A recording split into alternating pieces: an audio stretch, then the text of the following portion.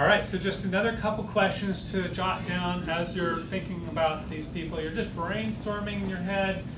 You're feeling like getting creative. Just really imagine, why? Why do they buy from me?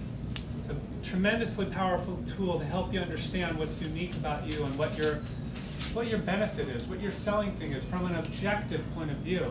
And again, that's always the key here, is clearly getting away from yourself and into their shoes. And then ask the other question of, why do people who don't buy not buy? And that gets into issues of friction.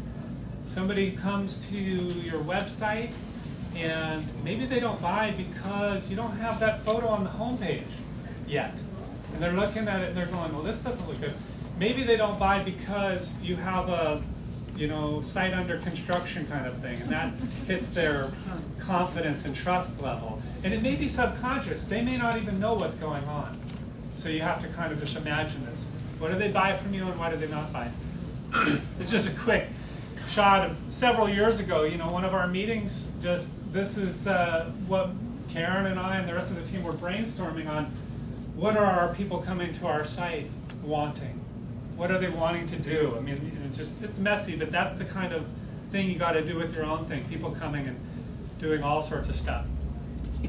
Because you got to get really clear to a point of where you can start asking them questions and learning from them and listening intently to their answers. And this is the next stage of developing this picture of your customer. And again, I know you guys really want to get to just the down and dirty steps of websites, email, and social media, but it doesn't help you at all if you go there without knowing this, because you're just going to be wasting your time. And I'm only telling you from experience. I've wasted a lot of time spending all this effort on my website and all my online campaigns.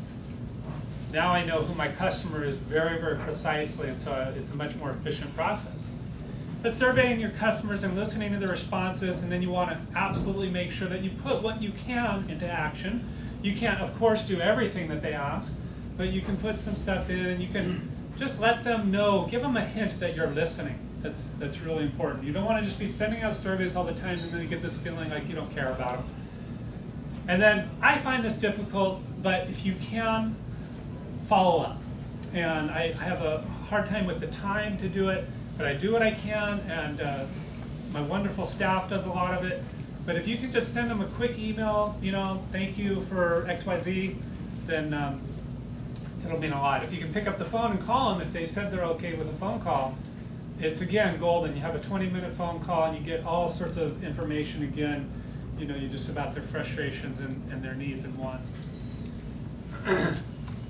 One of the most important things about identifying this customer is not everyone is your customer.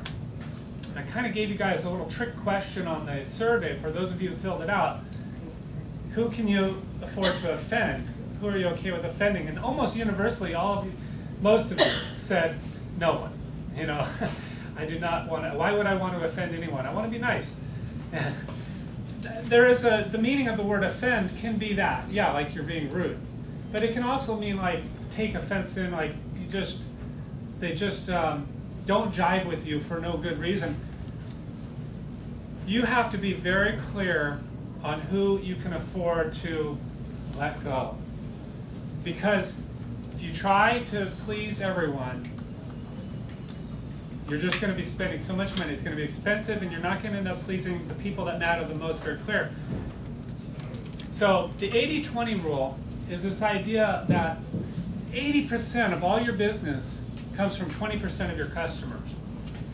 80% of all your profit comes from 20% of your products. It's almost universal in all sorts of different fields, and it might vary a little bit. You might have like 40% and 60%. You might get 60% of your future referrals from 40% of your current customers. A year and a half ago, I did an intense 80-20 analysis of everything that we were doing at BetterPhoto. And I, for the first time, learned that we were actually losing money to provide certain products. I couldn't believe it. I mean, it was a no-brainer. because we were profiting in some areas, but other areas we were actually paying customers to come and do business with us. So I had to change things, and that helped out a great deal. Everybody clear on the 80-20 rule? Just one more, Yeah. one more time to just. So the idea of the basic 80-20 sentence, rule sorry, is, one's right. okay, that's all right. The 80-20 rule is that 80% of something is going to come from 20% of something else. So like 80% of your profits will come from 20% of your products. So you might sell all sorts of photos, for example. But if you did an analysis, and it takes a little bit of work, but if you did an analysis, you might find that 20% of your photos are hot sellers. So what are you doing not having those on your homepage, for example? You get it? You feature those, you're going to start making more money and more profits. Okay, so you get a lot more revenue that way. They also cost a lot less because generally they're a lot easier to work with. Your ideal customers are not just spending more money with you, but almost ironically, they're less work. They're not the ones who are calling you and yelling at you at 10 o'clock at night and getting you all upset. They're not the ones that are causing you all sorts of customer service problems.